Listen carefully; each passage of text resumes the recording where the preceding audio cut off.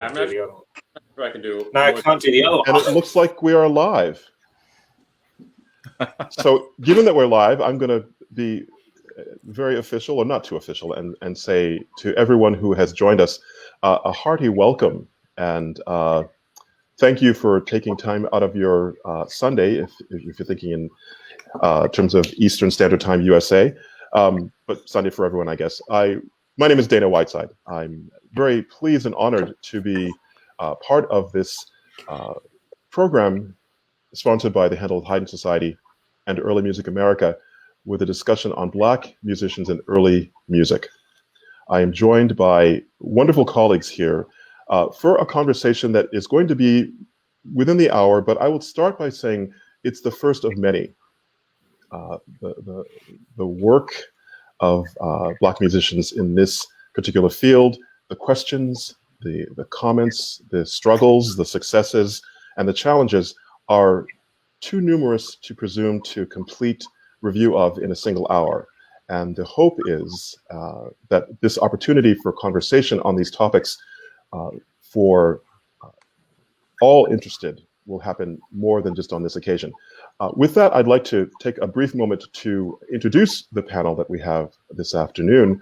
I will not read their full bios. If you are on the Early Music America or Handel and Haydn websites, you can read their wonderful accomplishments, but I want to just mention them very briefly. And I'll start, once I've introduced, with a question to sort of get the conversation rolling. First on the list, alphabetically, is Joseph McHardy, fantastic continuo and harpsichordist based in the UK, extensive teaching and performing career with a number of ensembles and groups that are critically acclaimed.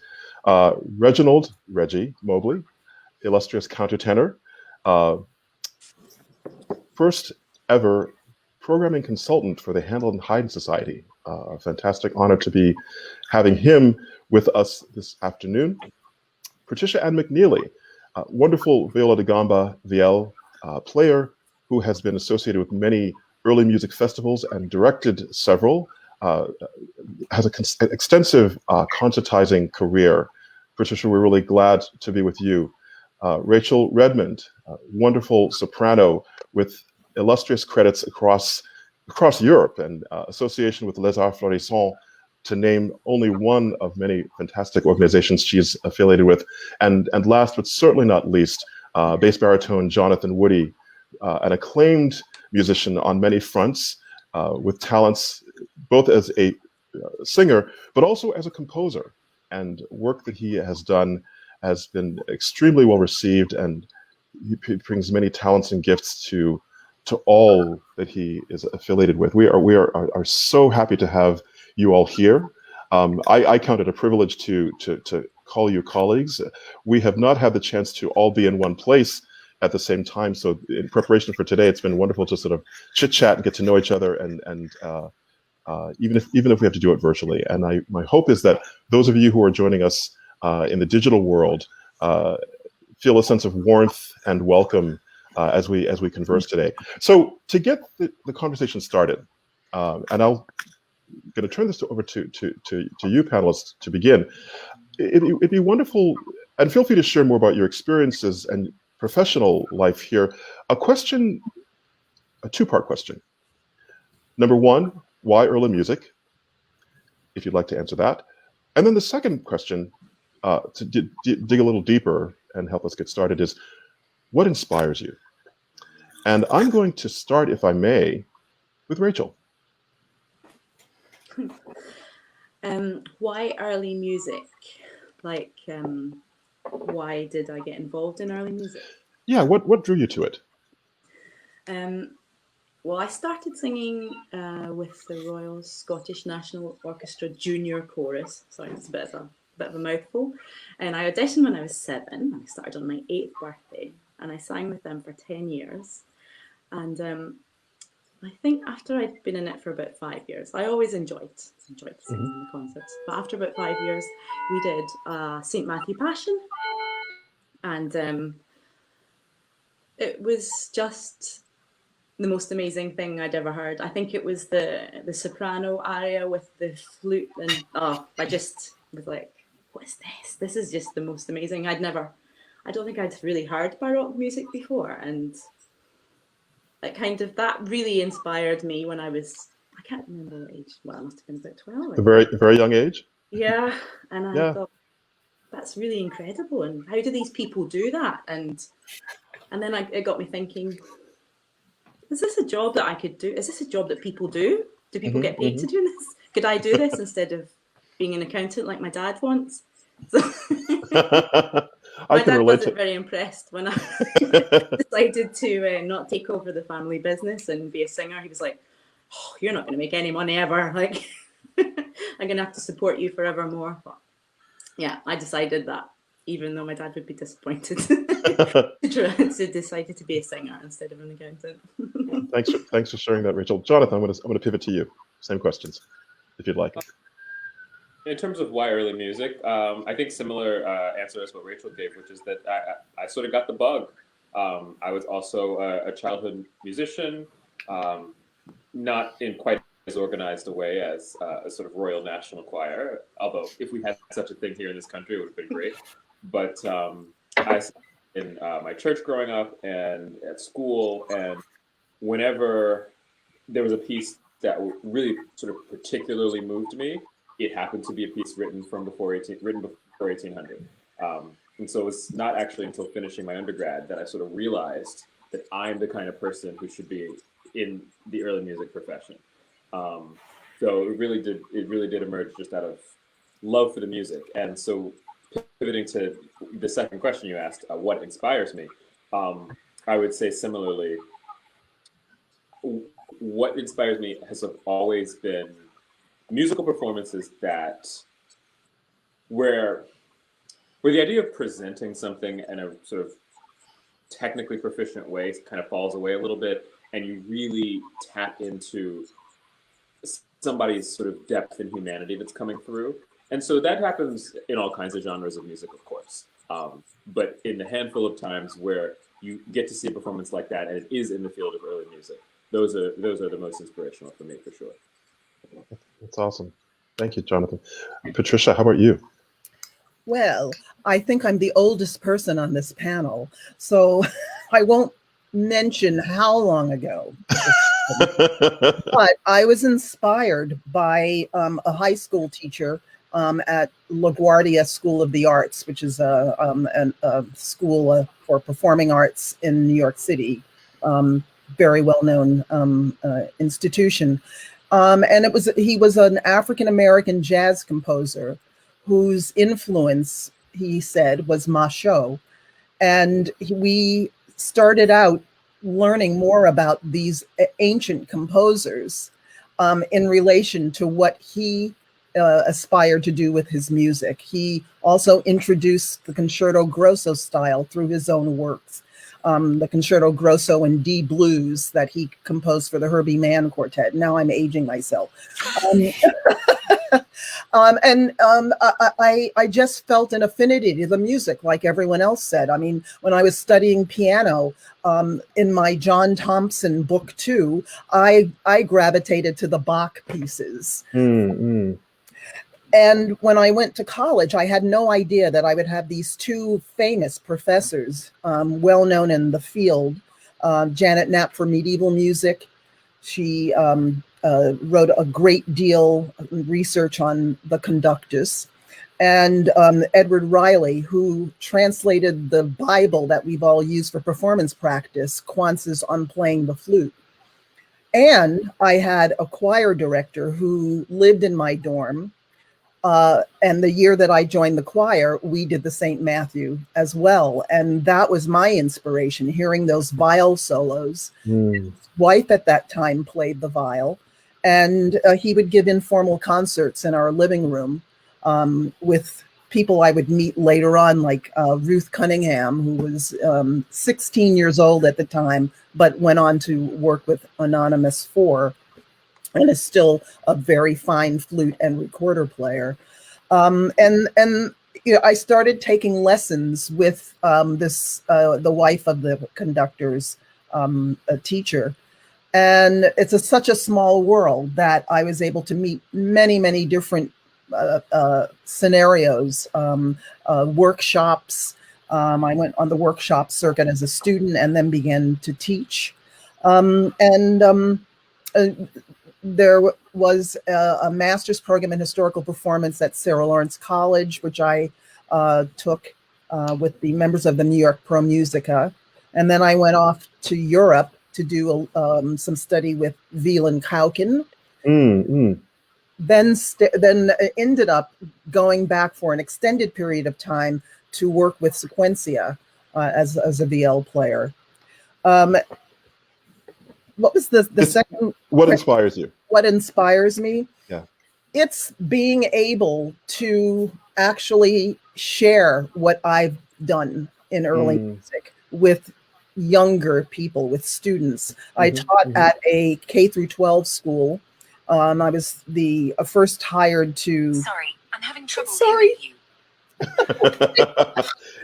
I had been hired to teach recorder, and they had a long history of recorder consorts at that school. But I also introduced them to the string department to early music, and I had a young middle school course that I took, that I taught, which invited modern string players to learn how to play in the style.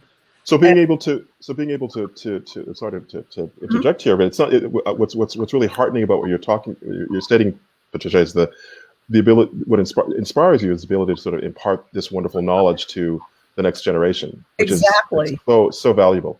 And they're just enthusiastic at that age. that energy. We're going to pivot to Reggie. Oh, well, why early music? I guess, why not? It's an extension of what I've always known. I grew up in and surrounded by gospel music and jazz music, and it was always a huge part of everything that I knew.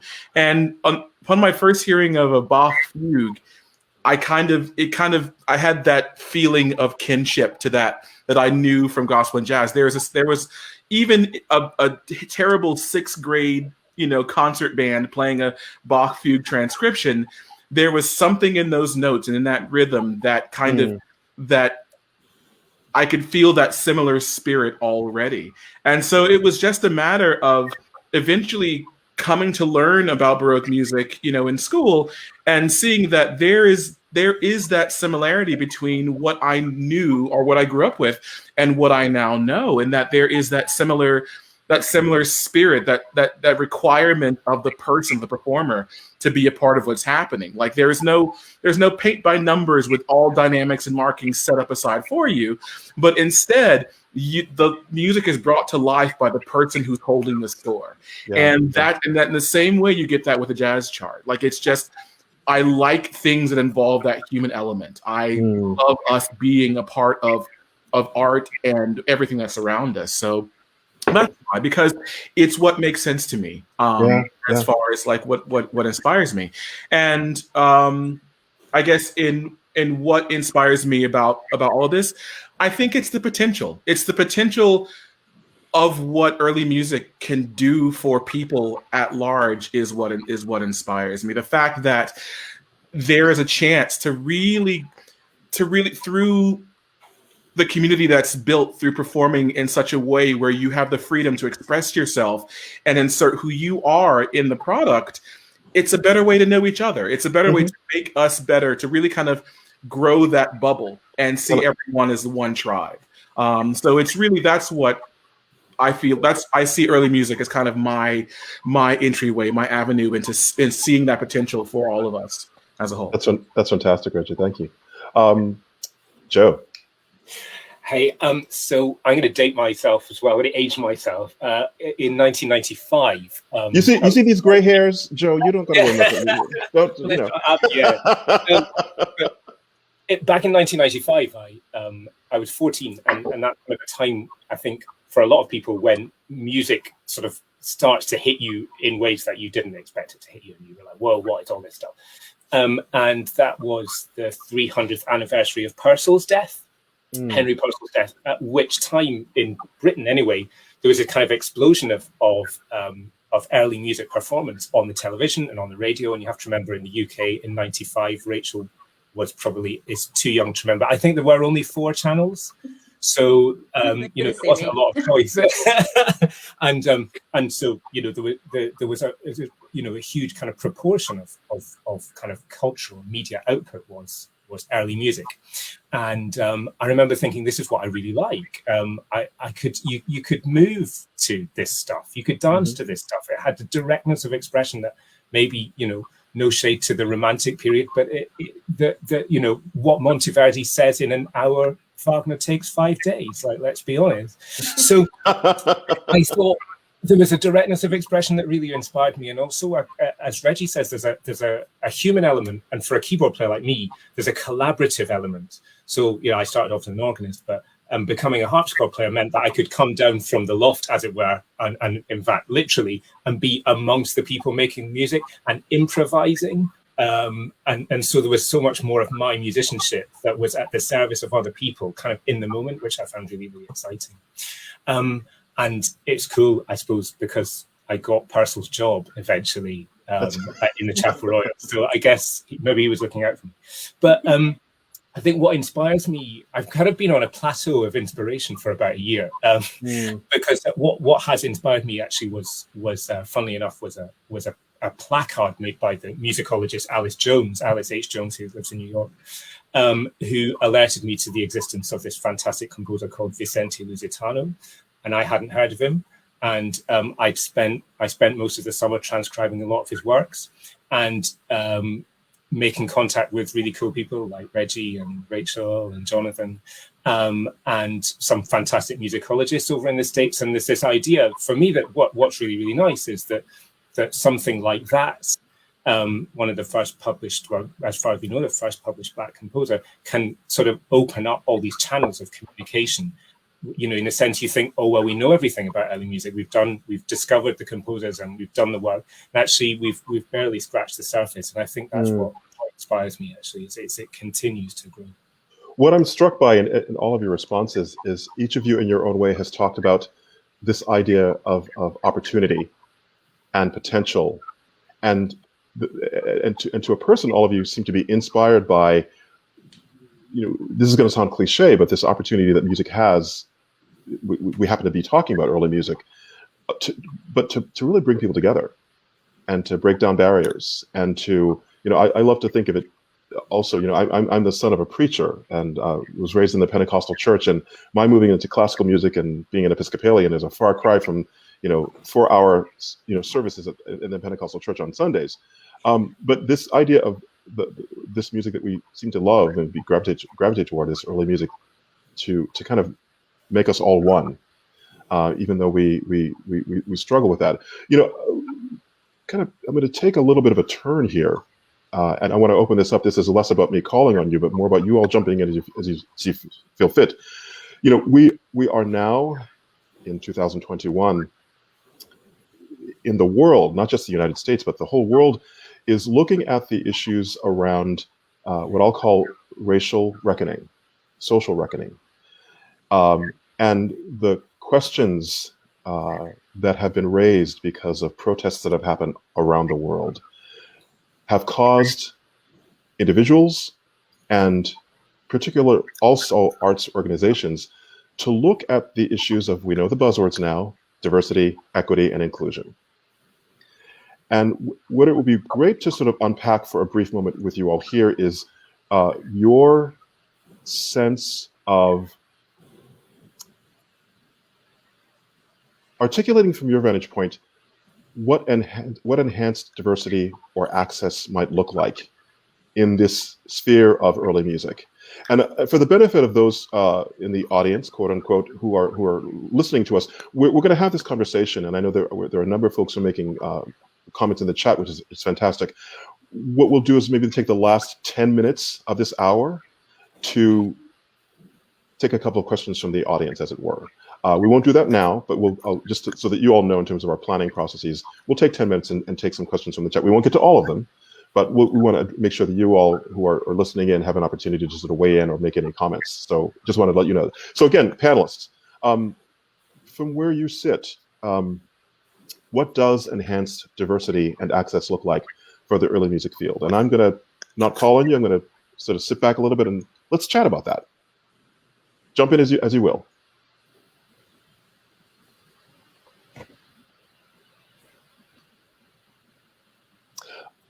Go ahead, Jonathan. Well, just to say maybe the obvious answer, I mean, I think representation, of course, plays a really big part in that because, I think about my own experience as being a young musician, interested in entering into this field. And I think of two specific performers that I remember seeing on stage. And because I saw them on stage, having that conscious realization, like, oh, okay, I can enter this field because I wouldn't be having to break some barrier that no one who looks like me has ever broken before. So in the most straightforward way, I just think the presence and the representative presence of people like us on stage is step one, because anybody who might be considering the field needs to see themselves reflected. Yeah, I would jump in to just amplify that a little, Jonathan, as others are pulling their thoughts together. I exist in many different worlds, as many of you know. I'm a professional musician and ensemble, soloist, etc. Great to be affiliated with Handel and Haydn, Emmanuel Music, Skylark, etc., etc. I love being a soloist, but also my non-musical life is administrative economic development. And because of that, I sit in the sphere of what I like to call arts administration, being the first African American to be board president of the institution at Emmanuel Music. And for me, this idea of diversity and access, I also look at it from the standpoint of administration. What are the ways in which we can facilitate that opportunity for more executive directors, more board presidents, more board members, more committee members who fit the BIPOC identifier, because those opportunities also influence the ways in which decisions are made about resources, programming, fundraising, et cetera, et cetera. Others' thoughts on this topic? I think that for me, like the simplest answer for what like the idea of enhanced diversity and access looks like for me is that this panel that's happening right now is more out of interest and celebration than necessity. The fact that this needs to keep happening because, how much larger could this panel possibly be if we pulled in every name that we knew? I mean, before we even started this, collectively, only, we could only think of one Black tenor in early music. I think we need to be able to say, okay, when we take into consideration BIPOC, the entire, chocolate spectrum, the entire rainbow, we have a huge list. But I would love there to say, well, what about Black musicians in early music? Here's your list. What about Latinx? Here's your list. What about Asian? Here's your list. As opposed to that list only being that long because it's all of us together. I want it to be a true, mixed bag of people who look like and represent everything here. Mm-hmm. I'd love to pivot, if I may, particularly to Rachel and Joe, because as we talk about this issue, this is not just an American issue. This is a world issue. And I'd love to hear your take on this idea from the vantage points from which you sit, if I may. Well, from my personal experience, when I started in the junior chorus, basically, I auditioned for that because the two women who actually taught the junior chorus came to my school and auditioned the kids. But they actually only came to my school because there were a lot of fee-paying schools around it. And I think they were like, well, that one's there, let's go there as well. Because at all the rehearsals, like all the other kids had very, like, obviously expensive school uniforms on from schools that weren't like mine. So I'm not saying, like, just for my opinion, it's not just minorities, but it's also that children aren't necessarily coming from poorer backgrounds into into that sort of place where you can learn to sing, where you can learn to read music properly, all that sort of thing. I mean, I think that there wasn't really we did a concert once a year, and there was a school orchestra actually, but nobody got singing lessons. There wasn't a singing teacher at our school. I don't know if at other schools there are singing teachers, but actually until I went to a specialist music school when I was 15, I didn't have a singing teacher at school. So I don't. So it's access to the opportunity. It sounds like you're saying, Rachel. Yeah, I think so. And that it's, if I'm hearing you correctly, also it's not just there's an economic issue that's attached to that too. It's not just about. Correct me if I'm misstating you. No, it's not just about poverty, because there can be people with resources who still don't have that opportunity and access. If I'm hearing you correctly. Yeah, I think. Well, maybe there are singing teachers now in primary schools. Joe? Which I was going to say, I think Rachel articulates it really well, that there's quite a lot of intersection in where we grew up anyway, in terms of access, not only in terms of kind of racial inequality, but economic inequality, and that sort of feeds in quite deeply into especially the early music world, especially the relationship that early music has with choral music, which is, you know, I have a foot in both those camps, and the kind of the way that a lot of choral music is kind of recruited and sustained in Britain is kind of functions to exclude quite a lot of people, if we're honest. I think that for me, as somebody who kind of is involved in performance, but also involved in kind of admin, because I'm recruiting and I'm thinking about who's filling spaces. I think for me, what it would look like is a fundamental kind of paradigm shift on the part of people who run stuff. That it's, if you are going to, that you're not going to just ask the people that you know. And if you're going to walk out with a choir that all looked the same, that all went to the same 4 universities and this possibly the same 20 schools, then you're not going to do that anymore, because you've decided that you're not going to do that. You're not going to think, oh well, never mind, nobody came to the audition, what can we do? You know, hand wringing and off we go.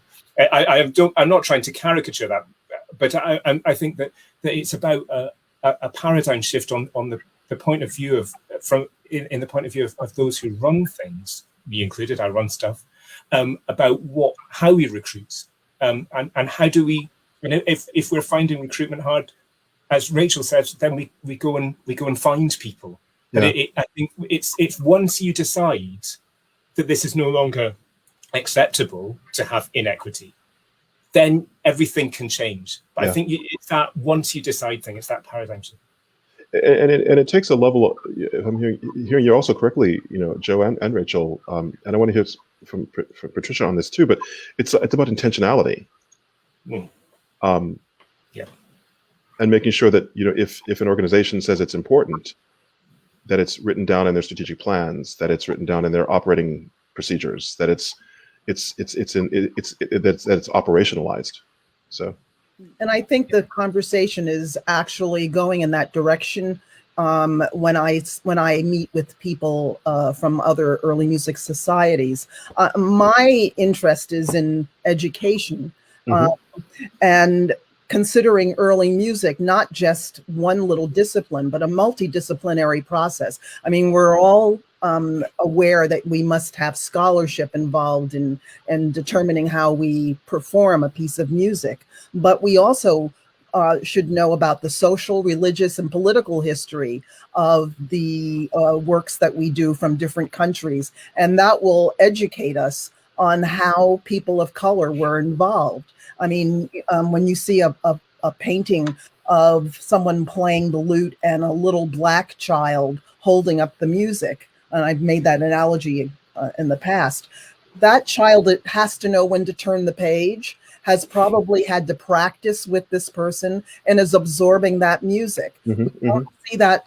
we don't see that young child playing an instrument, but that doesn't mean that that child hasn't been enriched by the experience. And so seeing visual art from the period, seeing people that look like you on stage, that's the beginning of the process, I think, of getting access to a community that you want to bring in to enjoy this as much. Yeah, that's incredibly important, Patricia. What we experience. Thinking to my own, what I saw as a kid in elementary school, as even as young as that, the way that it influenced, I should say, my perception about what I could aspire to be in, as you all have just mentioned. I'd love to hear further thoughts on this idea about opportunities for diversity and access, but maybe in leaving that particular topic open, I'd love to maybe get a little, to the extent that you all would like to, talk about your experiences in one of three realms. Either in, I'll just say it because it's, encountering a barrier to access yourself, one possibility. What role you have had in creating greater bridges to diversity and access. That's another possibility you can chat about. Or third opportunity, thinking about how you've thought about or been involved with engaging our allies in this work. And I'll leave it open to you to jump in as you'd like.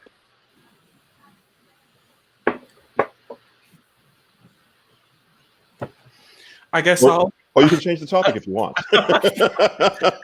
No, I'll go ahead and start. And I think it's good to talk about these things. These three. I think I'll probably pick the third, just in how I've been able to engage with allies, and that's mostly by I've tried my best to be as patient and open-minded as possible to seem like someone that people can talk to about these issues. Like it's obvious that there is a lot of emotional labor going on, and for Black people and people of color being asked constantly, how do you feel about this? How do you feel about this? Like, what is this? Can I do this spiritual in a concert? And the thing is that if someone isn't there who's willing to answer the question on behalf of everyone else, it might not be answered. And I'm willing to kind of be the one with the kid's glove, to be that ghost of Christmas past, to kind of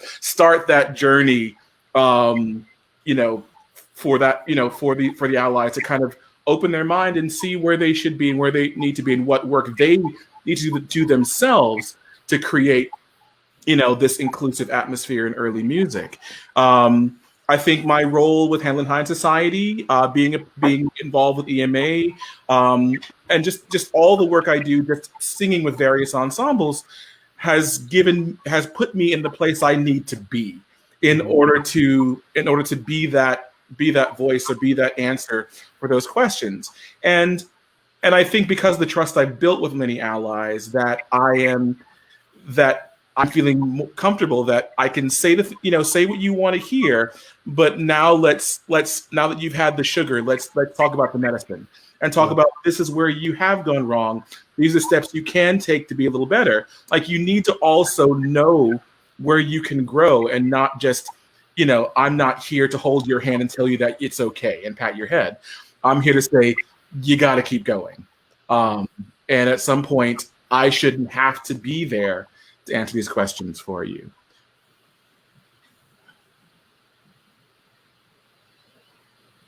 I can talk about the first element, the barriers. And when you mentioned barriers, you're talking about our experience as in the field. In the field, yeah, totally. Yeah. I mean, when I came along, I believe I was the only professional of color who was Black in the field. And so there wasn't any issue of diversity. I came to it also with such a great background that I didn't even anticipate what was going to happen to me. I thought I was on an even playing field with everyone.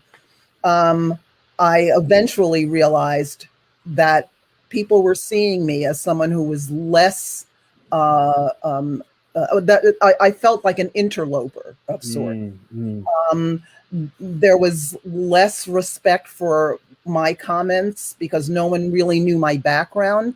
I was never, I wanted so much to be a permanent member of the major groups that were in existence at the time. I was never in that league. I was hired once or twice. And people said that they didn't, some people said they didn't think that I was serious about it because I had to have a full-time job. I couldn't afford my instruments unless I paid for them. So there was a whole different view. I felt hopeless. And it wasn't until I went to Europe where I felt as if people saw me as a colleague. And it's that's so odd because in Germany, you know, you don't think of that being a welcoming community based on history. But it was certainly a place where I was able to become an empowered musician.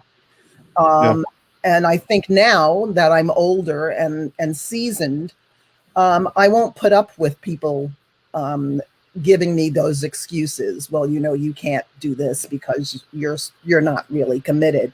I've made it clear that I am from my performances and from the amount of time I've spent as a professional. And it's really great now to see that there are not only more people involved of people of color in performing and in teaching, but that we have a voice and it's a collective voice. Yeah. Any other thoughts or comments? Sure, at all.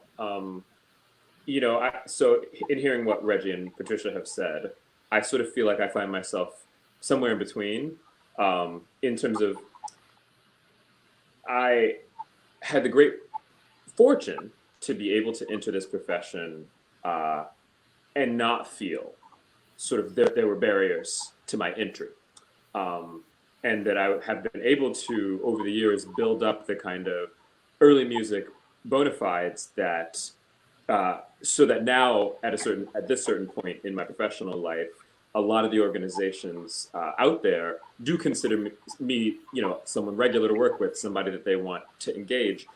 And so what I'm finding now, actually, and to go to part 3 of your question in dealing with allies, is that even once you've gotten in the door, and you've gotten in the door the quote unquote right way, which of course we could talk about the issues with that that exist. But you know, even if you have gotten in the door the right way, what you find is that sometimes the changes that need to come, you hit a wall.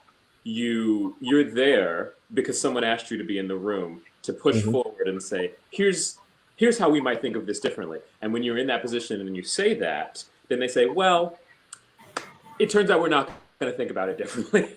So I think that is definitely a challenge going forward, which is that when you have people who have offered themselves up as allies, to really hold their feet to the fire and insist that the change that they say they want is change that they're going to be willing to follow through on in creating. So I would say that is definitely a place where a barrier can be erected, which is that sometimes just hiring the person of color and putting them in the room isn't enough to lead to change if everyone else in the room is still committed to the status quo. Well, that's exactly right. And I use this in another context, that when you're invited into this world, they expect you to assimilate. As soon as you offer something that's not normal to them, then there's a question as to how they're going to react. They're not expecting that. They're inviting you and they're nurturing you on their plan, not expecting you to throw a wrench in it by saying, well, what about looking at it another way? Joe, it looks like Joe, looked as if you were going to interject something. Yeah, I was going to sort of. I had two things going on in my head. So I think one is maybe not necessarily the ways in which I faced barriers, but I think one could talk about that at the beginning of one's career. But actually, to say that I was helped over those barriers by people further up the profession who wanted me to be there, and I think that's really something important that we can be as now established musicians, and elders, if you like, and that's something that we can do given the informal nature, and that's problematic in itself, actually. But given the informal nature of the way a lot of our field is recruited and cast, that we can be the people who say, okay, I'm going to really root for you. I'm going to say you should be getting that person in to do it, because that, I think, in a sense, that's people need that. People need the champions further up the chain, and in a sense that's quite a policy light, paperwork light, committee light thing to commit to. To that kind of informal mentorship or championing, and I think that's something that can really make a difference. It's certainly made a difference to me. That's great. Rachel, did you want to add anything, or if not, I can pivot to the next question. And also, I'm noticing as we're coming up on the 45-minute mark in our time together, that we're getting a lot of really intriguing comments that are coming in on the chat. So, to the extent that folks want to, share any final thoughts, I'll pivot us at some point to hearing some questions and one or two questions and comments from the chat as well. I'll be silent for just a moment. Sorry. I'd say maybe from my perspective that the final thing I would say is that conversations like this are really, really important, and that they are, in a sense, a kind of crucible of energy for conversations that we can have with allies and with admin. And I've met quite a few of those actually in the last year, and there is a great deal of will and energy around making our fields and our various fields more inclusive. So I think these things can be kind of the reactor for that kind of work. I was going to. No, please go ahead, Patricia. Sorry. My last comment is, we have a lot of resources with which to study what it is we're going through. I mean, we have Robin DiAngelo's book and Peggy McIntosh's book on white privilege, and DiAngelo's book is White Fragility. And we read about this, but the point is we have to be much more reactive. Having conversations like this, we're being transparent. We're actually talking the talk. And I think what it's going to do, it's going to help people define what it is they are and how they're going to move forward with this initiative that we're in now. Definitely.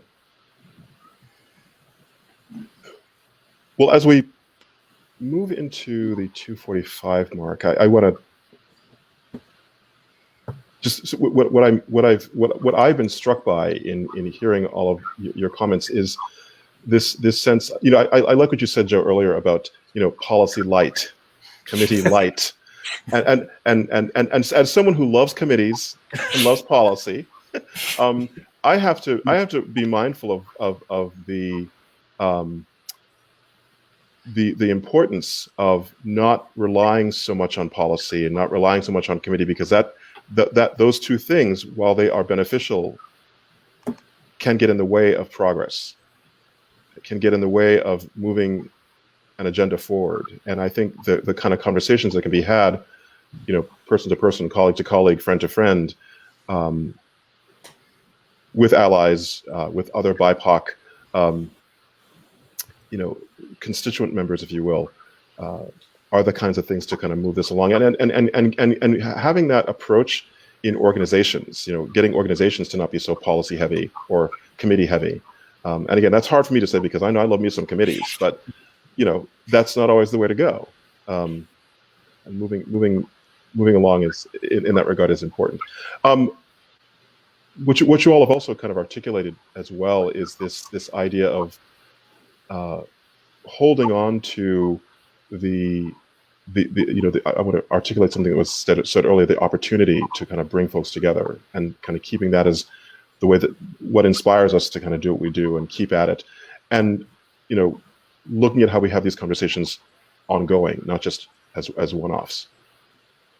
So I'm going to pivot, if you all don't mind, to a couple of comments that are coming in through the chat. And I'm going to do this a little bit arbitrarily because there are a number that have come in, and I'm just going to scroll down and go to the first one I see that comes up in no order of importance or preference.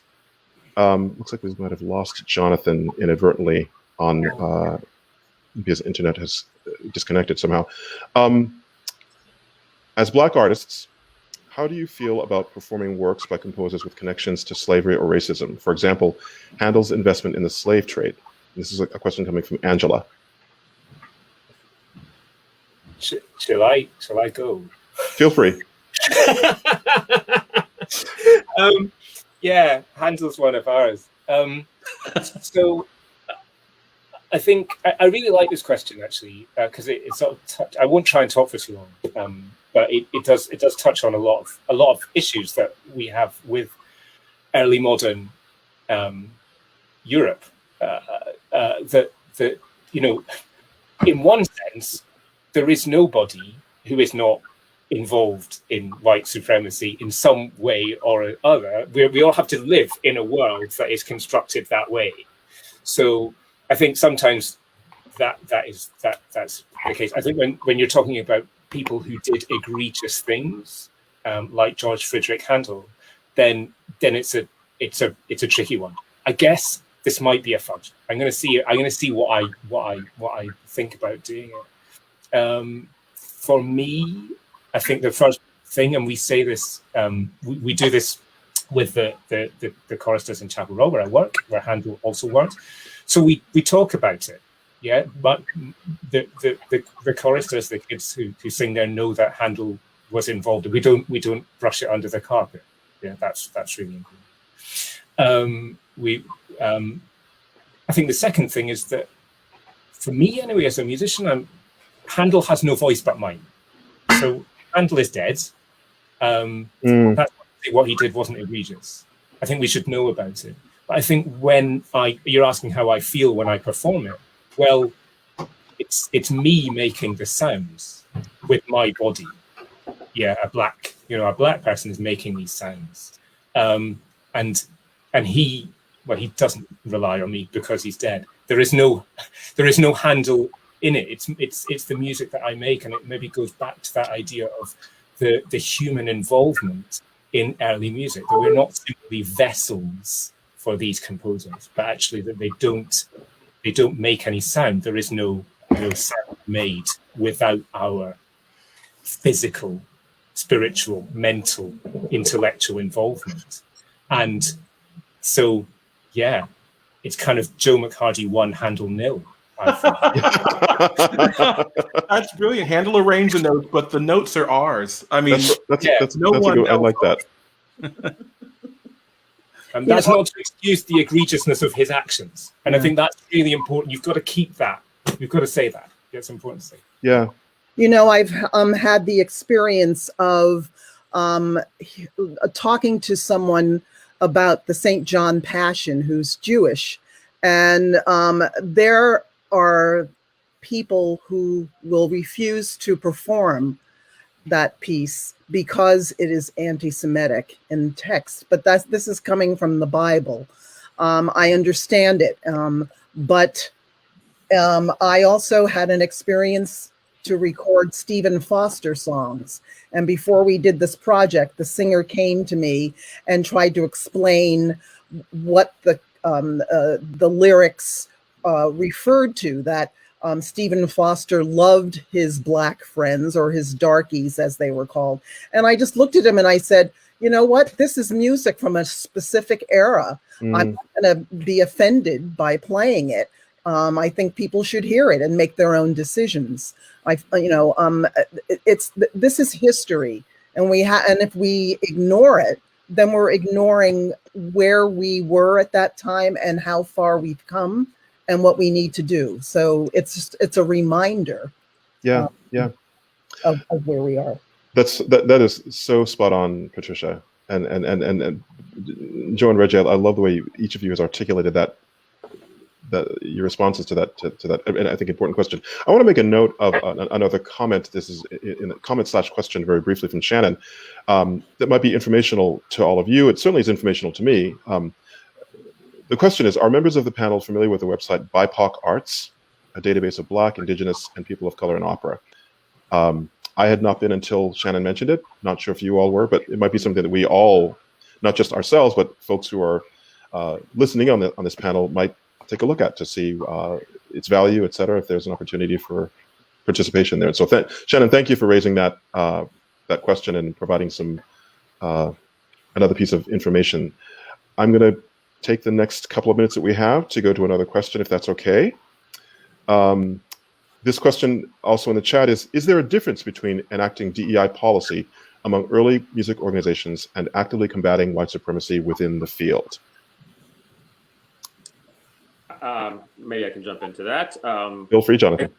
I think that implementing DEI policy is one step in a larger goal of combating white supremacy in the field. I think combating white supremacy in early music is part of combating white supremacy in society writ large. So I think in order to do that, which is a huge task that no one person can complete, in a lifetime, if we're honest, we have to figure out steps that can move us in the right direction. And so I think absolutely that having policies that are explicit about the goals are very important steps in this much larger and more amorphous project of extracting white supremacy from the way our society is structured. But at the end of the day, it took 1,000 years to build and will take 1,000 years to dismantle. So the steps that we can take are the steps that are under our control. And so when we are in this community and we have these organizations that have a platform or that have resources, that's where the practical steps come in. And so that's where the DEI policies come in. For sure. There was another point in the chat where a member of our audience, and I'm going to paraphrase this because I'm not able to scroll to the exact point, but there was a reference that you made, Patricia, about being let in, quote unquote, the right way. And the commenter, whose name I'm not seeing because I haven't scrolled to it yet, wanted to maybe hear you elaborate a little bit about that, if you wouldn't mind. Say that one more time, please. Sure. Sorry for not being clear. There was you'd made a comment in your earlier remarks about I think it was in response to the questions about access, and you made a comment about being let in the right way, and the individual who posed the question wanted to hear a little bit more about that, and I'm wondering if perhaps you wanted to elaborate briefly on that, or. Oh, yeah. Well, I don't remember saying getting in the door the right way. I think I actually said that particularly. Oops, I'm sorry. But I think that Patricia and I both did discuss that kind of concept. So if you want to take it. No, you take it. Go ahead, Jonathan. Question directly, and then I may add to it. I guess what I meant by that was that there is this unspoken but still largely expected method by which you sort of develop as a professional in classical music, which is that you go to a conservatory or a school of music. Then there's this period of time where you're a young performer, where you participate in sort of training programs and other opportunities, and you work with a teacher or a mentor who is an established figure in the field already, and that person perhaps gives you some one-on-one opportunities to connect to other established folk. And then if you are able to stand out when you get those opportunities, that's how you get ushered in. And a lot of it's unspoken, and a lot of it reinforces, as Joe said, this idea of the people who know the right people are the ones who make it in. And I think that stands as a barrier to a lot of people of color if they aren't given that direct access to an expert in the field who takes them under their wing and puts them in the right place at the right time. And that's true, I think, for people of all races who have a hard time breaking into this competitive field, but I think it's probably disproportionately true for BIPOC individuals because they don't necessarily have the legacy of people of an unbroken chain of masters that they can get access to. And I think it also speaks to how people are contracted to perform in early music. We don't have Handel Haydn has had behind the curtain auditions for the orchestra, but it's rare that kind of thing occurs for any project in the realm of early music. And so you're recommended, it's a subjective kind of recommendation. And if you're not in that league, and if you do not have any connection to those people, you're not going to be able to move forward.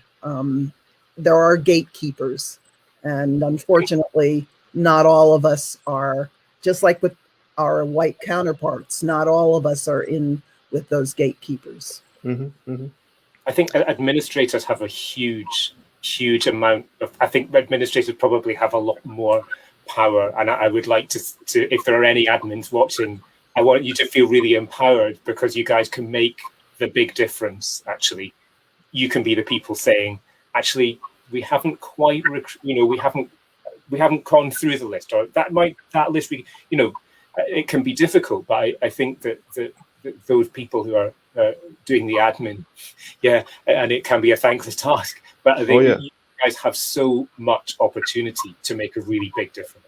And I think, no, please, Richard, go ahead. I think some of that also has to do with the idea of this imaginary bar that admins set for people, for non-white musicians, in that, when they look for someone to fill a role, or want to cast someone, or want to hire someone, they can just hire any white person they want. But when they look at a black musician, they're like, well, that person isn't quite Jonathan, or that person isn't quite Reggie, that person isn't quite Joe.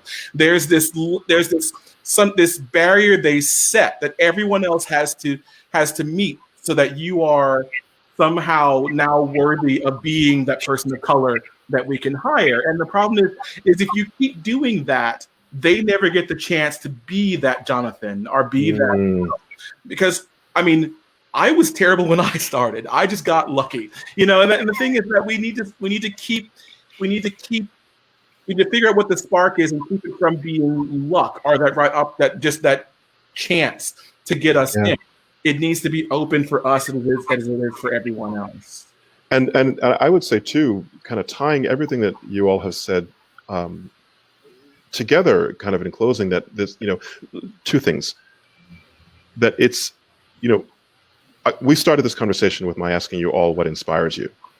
And there is a method to my madness, in that it's this concept of inspiration, and what you all talked about, coming together, bringing together music as a powerful resource, that I think each of us on this panel and on this call, and each of us who's listening in the audience, whether you're a performer, an administrator, an educator, or all of the above, that's the flame within us that kind of keeps us going to the practice room, going to the board meetings, doing our policy work, doing our teaching.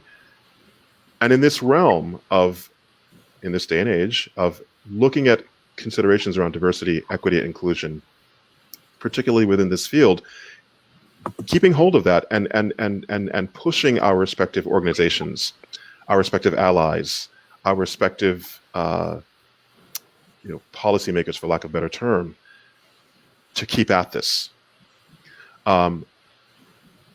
This conversation today, I think it's important to note, from H&H's perspective, from Early Music America's perspective, and from the perspective of other organizations that might be involved in this is the first of many conversations. It needs to be the first of many.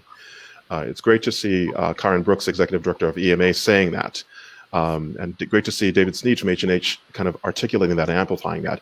The way in which this intentionality is built is by setting the forum in which these conversations can happen. And you all today, panelists, have done a magnificent job of, number one, sharing your inspiration, sharing your souls, I'll say that, and sharing your experiences that give each of us a window on thinking about these important issues and how we might maybe create a path forward. With that, I would like to thank you all. I would like to thank Handel and Haydn Society. I would like to thank Early Music America for creating this forum today where these conversations can happen. And I would also like to thank those members of our digital audience who were here for your participation, for your cheering us on while we're chatting, and for asking some really fantastic questions. We look forward to engaging this work together. Have a wonderful Sunday.